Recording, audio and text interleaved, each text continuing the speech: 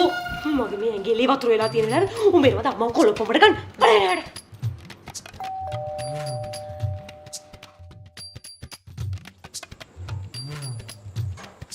What?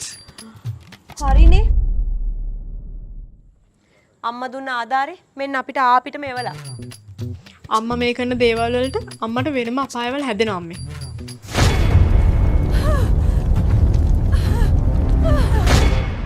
අම්මා බලන්න අම්මේ අද දවස පුරාම අම්මා සිල් ගන්නවා කියලා මොකද්ද කරේ?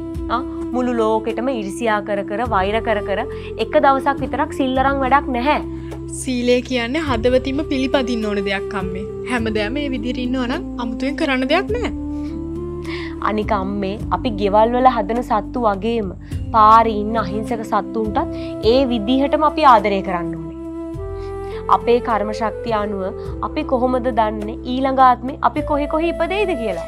හැම දෙයකම මුල් වෙන සිත කය වචනේ සංවර කරගත්තාම හැමෝටම වෙන්නේ යහපතක්. පාර පාන පත්තු කරන්නේ නැද්ද? ඒ යමු නේද? අනේ ෂෝක් බලපටව ටික. ආනේ මේ අර ගෙනින් දාලා හිටපොයි නේද? මේ අපි දැන් මොකද කරන්නේ?